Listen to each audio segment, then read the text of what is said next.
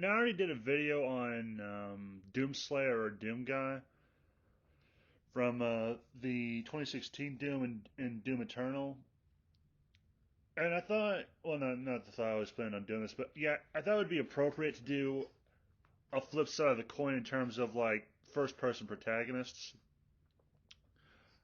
And I think they're just as, I think this one is just as old because I think Doom started out on the PlayStation back when, like, it was a first person shooter also.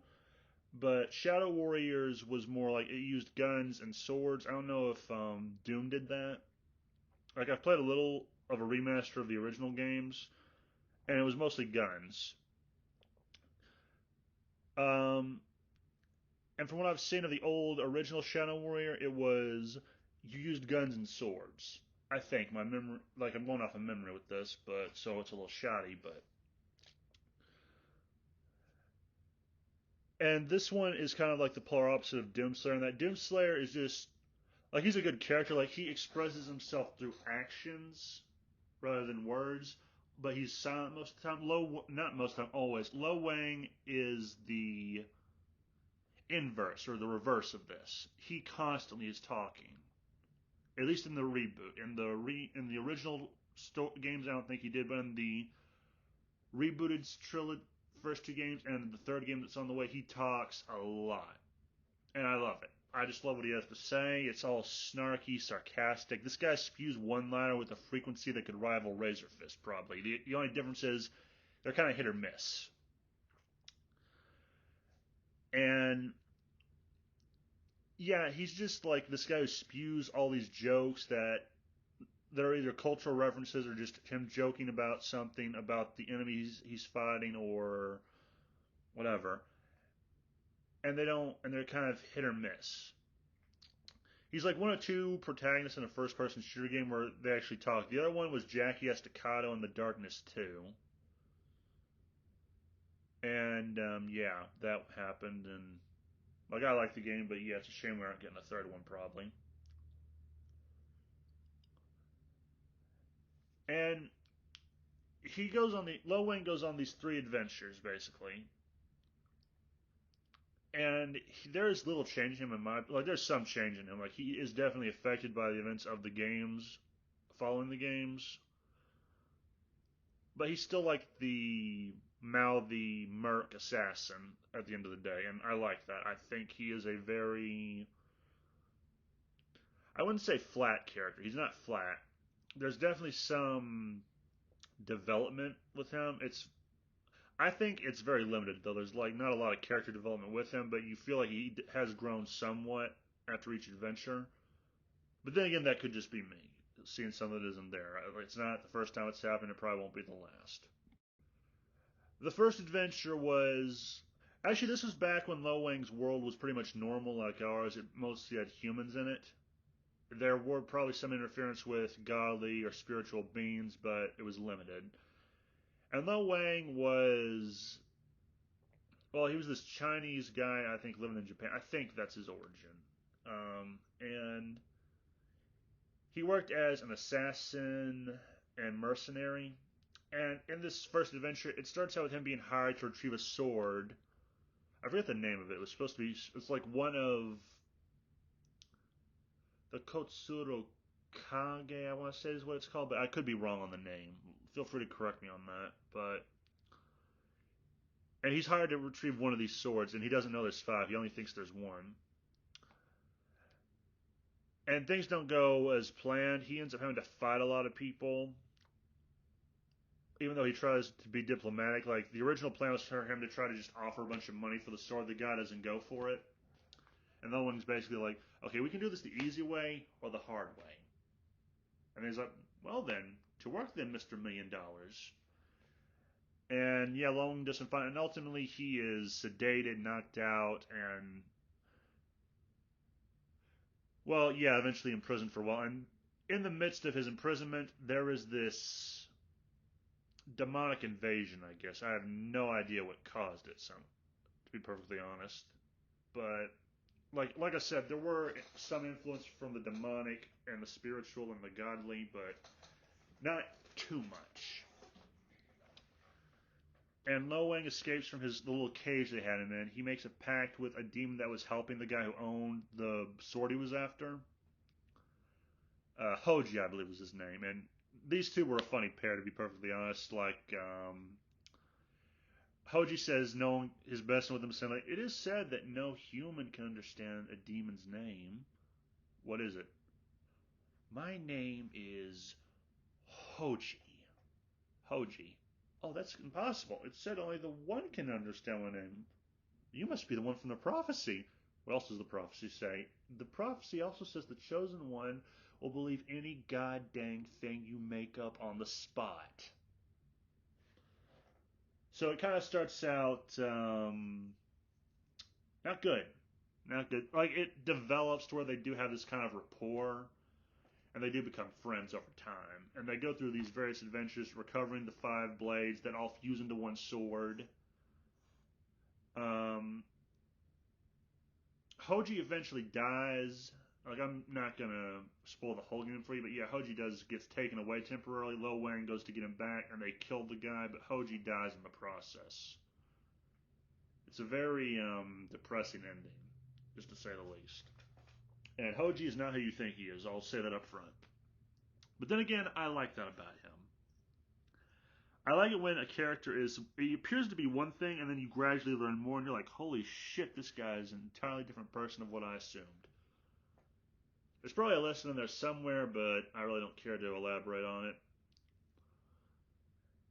And after this, the world is changed. This basically coincides with an event called the Collision, I believe, where the demonic really does enter the world, and the world is fucked. It is completely fucked, to put it mildly. Shadow Warriors 2 of the reboot takes place, like it's post Collision, so after the first game, and the world is different. You have all these demons everywhere. I have no idea how people are getting along with it, but some are apparently getting by, and some have been seen working with demons, I think. And yeah, it's kind of very confusing status quo, but at the same time, I kind of like it. It almost has a Wild West feel to it, only with modern guns to it. And Lo Wang is still working as a merc and an assassin. Through events, he ends up having a little girl's soul in his head now. Yeah, this has caused some very funny confusion. Like, he tried to explain this to a demoness once, and she's, "Oh, I'm so happy. Have you told your relatives you're actively transitioning? These things can be hard to talk about." Which is funny, although that did cause a bit of a controversy among the social activists. But I liked it.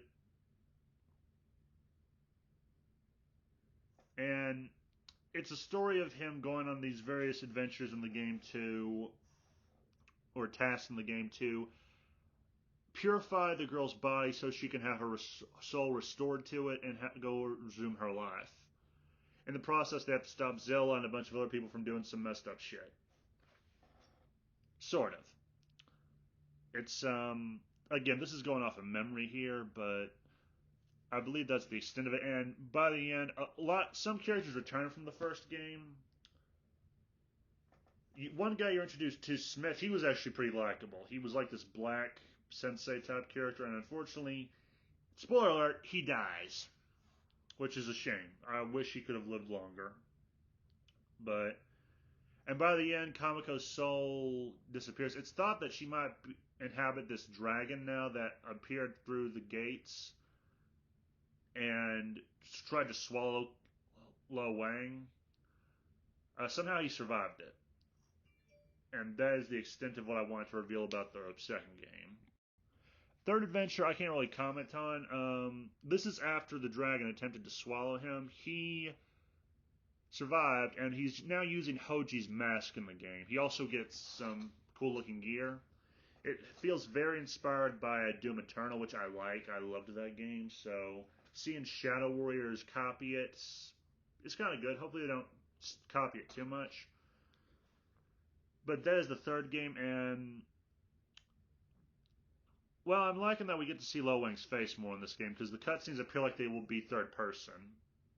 The game's still in first person, but it's looking like the game might, I remind you, might be in third person with cutscenes. But that's all I want to say on the game. It looks fun. It has the grappling. Actually, no, I shouldn't say. It has the walls running. Actually, no, I will say it. The grappling hook. There's also some other stuff you can use taken from enemies, like weapons that you can temporarily use. It looks fun. I'm looking forward to it coming to consoles, if it comes to console.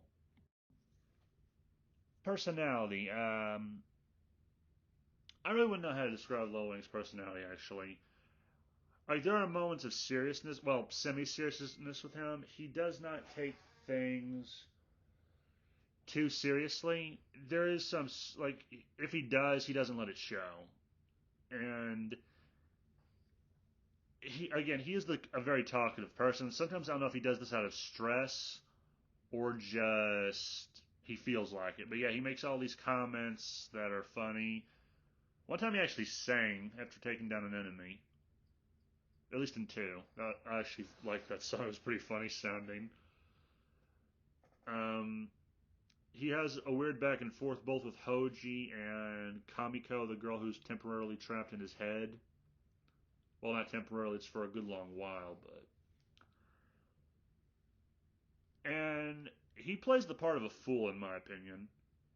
Like, he makes people think he is a fool, but no, he is a threat. He is someone I would not want to have on the.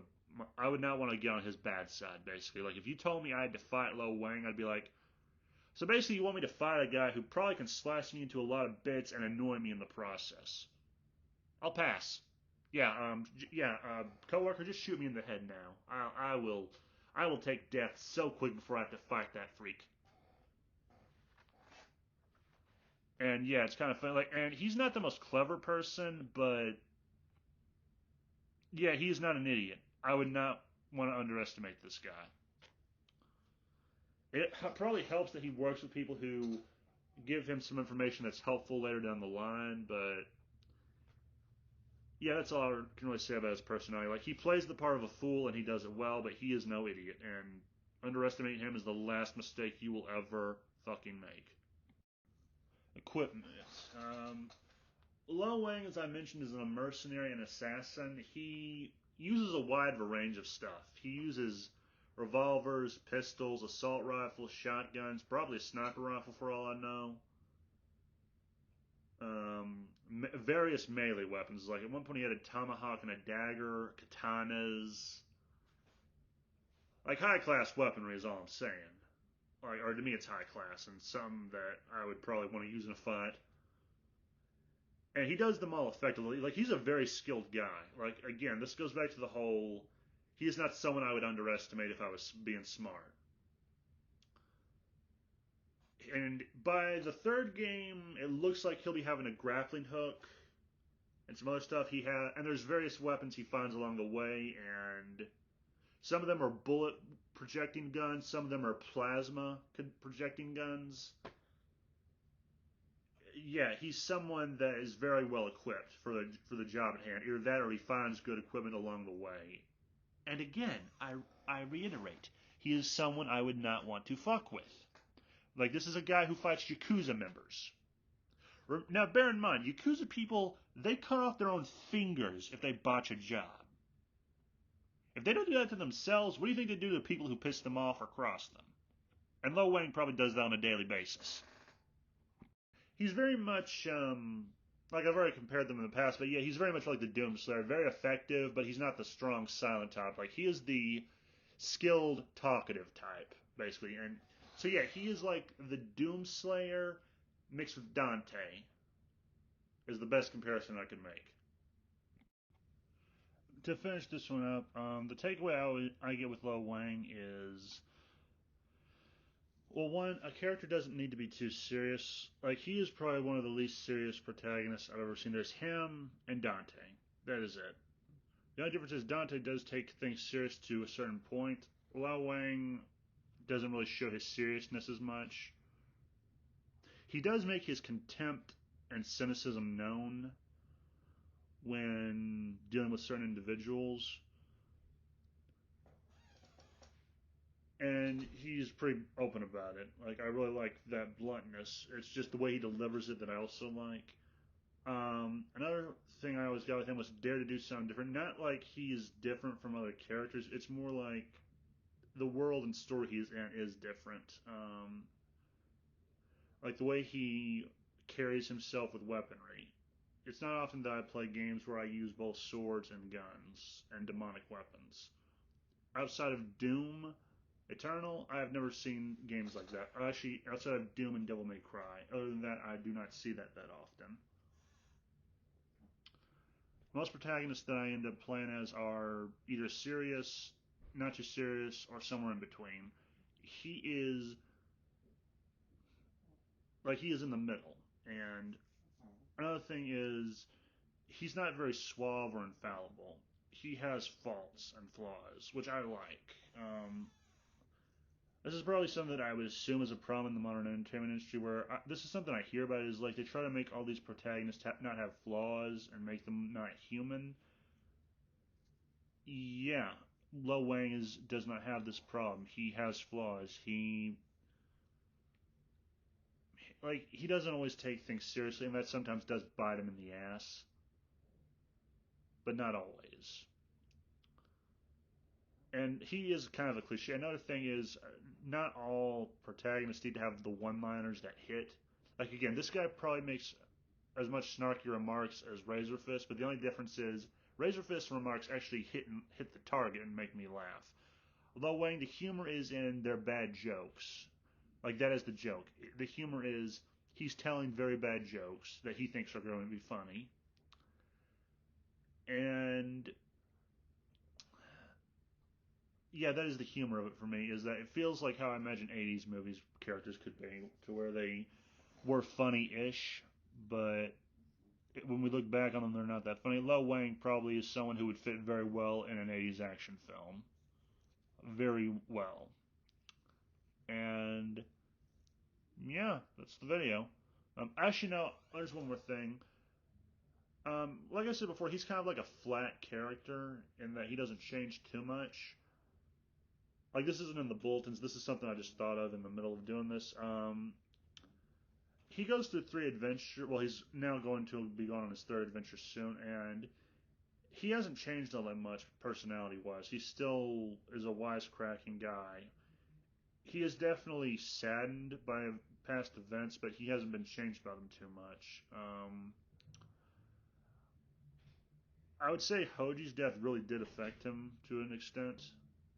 No, I would say it very much affected him because that was his friend. I don't know how he feels about what happened with Kamiko, but it does feel like it probably has had an effect on him. Like he's probably sad that she might just disappear into nothing. So he does change and develop and grow very small, very low key, and that's all I wanted to say on the character. If you enjoyed this video, as always, let me know in the comments. If not, again, let me know in the comments. If you are a fan of Lo Wang, what do you like about him? What do you not like about him? What do you like about the Shadow Warrior games? How badly did I botch this video? Please let me know. As always, I enjoy reading the comments of my videos. And, yeah, that's it. Have a nice day, and remember the game was rigged from the start.